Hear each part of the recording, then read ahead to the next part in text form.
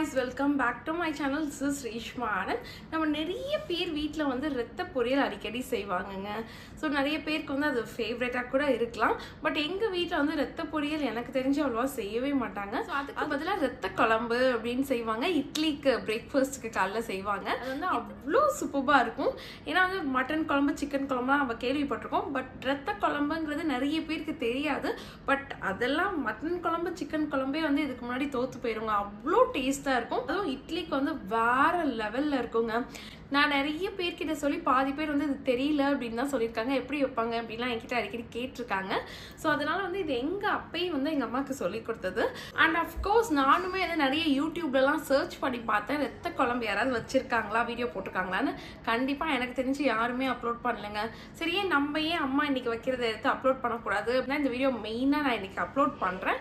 So இந்த வீடியோவில் வந்து எங்க அப்பையும் சொல்லி கொடுத்த மாதிரி எங்க அம்மா ஸ்டைல்ல ரத்த குழம்பு எப்படி வைக்கிறது அப்படின்னு பார்க்கலாம் வாங்க. ரத்த குழம்பு வைக்கிறது ரொம்ப ஈஸி தாங்க. ஸோ ஃபர்ஸ்ட் வந்து ரத்தம் வாங்கி அதை நல்லா மஞ்சத்தூள் உப்பு போட்டு கழுவி வச்சுருங்க. அது அம்மா ஆல்ரெடி பண்ணதால என்னால் வீடியோ எடுக்க முடியல. கழுவுனதுக்கப்புறம் இந்த மாதிரி ஒரு எண்ணெய் சட்டியில் கூட நிறைய தண்ணி உப்பு சேர்த்து நல்லா பாயில் பண்ணுங்கள். ஒரு 15 மினிட்ஸ் பாயில் பண்ணிவிட்டு திருப்பி போட்டு மறுபடியும் 15 மினிட்ஸ் பாயில் பண்ணுங்கள். அதாவது இந்த மாதிரி இருக்க கலர் இந்த மாதிரி சேஞ்ச் ஆகணுங்க. அந்த அளவுக்கு நல்லா டீப்பாக பாயில் பண்ணிக்கோங்க. ஒரு 30 மினிட்ஸ்க்கு அப்புறம் அது நடுவில் குத்தி பார்த்தீங்க அப்படின்னா ரெட் கலராகவே இருக்கக்கூடாது. அப்போ தான் வந்து அது கரெக்டாக பாயில் ஆகிருக்குன்னு அர்த்தம். ஸோ இந்த மாதிரி பாயில் பண்ணி எடுத்து வச்சுட்டு அதை நல்லா இந்த மாதிரி க்யூபாக கட் பண்ணி வச்சுக்கோங்க. இப்போ ஒரு எண்ணெய் சட்டி எடுத்து அதில் 2 டேபிள் ஸ்பூன் எண்ணெய் ஆட் பண்ணிக்கோங்க. அதுக்கப்புறம் 1/2 டேபிள் ஸ்பூன் பட்டைத்தூள், 1/2 டேபிள் ஸ்பூன் சோம்புத்தூள், 1/2 டேபிள் ஸ்பூன் ஜீரகத்தூள் எல்லாத்தையும் இதில் சேர்த்துக்கோங்க. எல்லாம் நல்லா பொரிஞ்சதுக்கப்புறம் ஒரு கைப்பிடி கருவேப்பிலை போட்டுக்கோங்க. கருவேப்பிலையும் நல்லா பொரிஞ்சதுக்கப்புறம் 3 பெரிய வெங்காயம், 15 சின்ன வெங்காயத்தை நான் அரிஞ்சு வச்சுருக்கேன். அது எல்லாத்தையும் இதில் சேர்த்து உப்பு போட்டு நல்லா வதக்கிக்கோங்க. அதை மிக்ஸ் பண்ணிவிட்டு அது கூட 2 பச்சை மிளகாய் சேர்த்துக்கோங்க. அது வதங்குற கேப்பில் ஒரு மிக்ஸி ஜார் எடுத்து 2 பிடிச்ச பொடி திருகுன தேங்காய், 1 டேபிள் ஸ்பூன் பொட்டுக்கடலை, கொஞ்சம் தண்ணி சேர்த்து இது நல்லா அரைச்சி எடுத்து வச்சுக்கோங்க. இந்த மாதிரி பேஸ்ட் மாதிரி இருக்கணும். இப்போ நம்ம வெங்காயமும் நல்லா வதங்கிடுச்சு.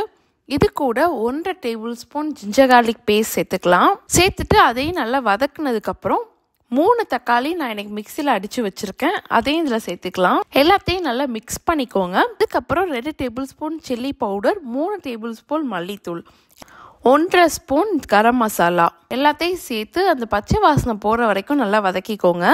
இப்படி வதக்குனதுக்கப்புறம் நம்ம அரைச்சி வச்சுருக்க பேஸ்ட்டை ஃபுல்லாக இதில் ஆட் பண்ணிடலாம். ஆட் பண்ணிவிட்டு அதை நல்லா மிக்ஸ் பண்ணதுக்கப்புறம் நம்ம எந்த அளவுக்கு நமக்கு குழம்பு வேணுமோ அந்த அளவுக்கு நீங்கள் தண்ணி ஊற்றிக்கோங்க. கொஞ்சம் நிறைய தண்ணி ஊற்றினா தான் நல்லாயிருக்கும் ரத்த குழம்புக்கு. தண்ணி ஊற்றிட்டு அதை ஒரு 3 நிமிஷம் கொதிக்க விடுங்க. அது நல்லா கொதிச்சதுக்கப்புறம் நம்ம கட் பண்ணி வச்சுருக்க ரத்தத்தை இதில் சேர்த்துடலாம். ரத்தம் சேர்த்ததுக்கப்புறம் ஒரு 5லேருந்து 10 நிமிஷம் அது நல்லா கொதிக்கட்டும். அப்போ நம்ம சூடாக இட்லி ஊற்றிடலாம். சைமல்டேனியஸாக நம்ம இட்லியும் ஊற்றியாச்சு, ரத்த குழம்பும் நல்லா கொதிச்சிட்ருக்கு. அது இந்த மாதிரி நல்லா கொதிச்சதுக்கப்புறம் கடைசியாக ஒரு கை நிறைய கொத்தமல்லி எடுத்து அது மேலே போட்டு மிக்ஸ் பண்ணிக்கோங்க. இப்போ ஒரு தாளிக்கிற கரண்டி எடுத்து அதில் 1 ஸ்பூன் எண்ணெய் ஊற்றிக்கோங்க. கறி மசால் பவுடர்னு இருக்கும் கடையில், அது வந்து ஒரு 1/2 ஸ்பூன் ஆட் பண்ணிக்கோங்க. கடைசியாக கொஞ்சம் கருவேப்பிலை போட்டு அது நல்லா பொரிஞ்சதுக்கப்புறம் இந்த குழம்புக்கு மேலே எடுத்து ஊற்றி லைட்டாக மிக்ஸ் பண்ணுங்கள். ரொம்ப டீப்பாக மிக்ஸ் பண்ணிடாதீங்க. லைட்டாக மிக்ஸ் பண்ண உடனே கேஸ் ஆஃப் பண்ணிடுங்க. அவ்வளோதாங்க, நம்மளோட சூப்பரான ரத்த குழம்பு ரெடி ஆயிடுச்சு. இது எத்தனை பேருக்கு தெரியும்னு தெரியல. பட் ட்ரஸ்ட் மீ, இதை நீங்கள் சாப்பிட்டீங்க அப்படின்னா நமக்கு கறி குழம்பே தோற்று போயிடுங்க. அந்தளவுக்கு சூப்பராக இருக்கும். தோசையோடு ட்ரை பண்ணாதீங்க. இட்லி ரத்த குழம்பு வேறு லெவல் காம்பினேஷனுங்க. ஸோ இந்த மாதிரி சுட சுட இட்லி வச்சு அது கூட இந்த ரத்த குழம்பு ஊற்றி 2ஐயும் நல்லா மிக்ஸ் பண்ணி வாயில் வைக்கும்போது சொர்க்கமாக இருக்கும். அந்தளவுக்கு டேஸ்ட்டாக இருக்கும். கண்டிப்பாக நீங்களும் ட்ரை பண்ணி பாருங்கள். வேறு லெவலில் இருக்குது. நம்ம வந்து சூப்பராக ரத்த குழம்பு வச்சு இட்லிக்கு சாப்பிட்டாச்சு. இந்த ரத்த குழம்பு நீங்கள் உங்கள் வீட்டில் வச்சிங்க அப்படின்னா கண்டிப்பாக அன்றைக்கி 6-7 இட்லி எல்லாருமே சாப்பிடுவாங்க. ஏன்னா அந்தளவுக்கு வந்து இட்லி உள்ளே போயிட்டே இருக்கும். அவ்வளோ டேஸ்ட்டாக இருக்கும்.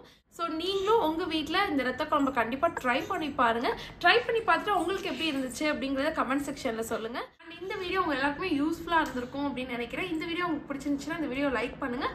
அண்ட் யாருக்கெல்லாம் ரத்த பொரியல் பிடிக்குமோ அவங்களுக்குலாம் இந்த வீடியோவை ஷேர் பண்ணி ரத்த குழம்பு ட்ரை பண்ணி பார்க்க சொல்லுங்கள். அண்ட் இந்த சேனலை சப்ஸ்கிரைப் பண்ணுங்கள். Thank you so much. பாய்.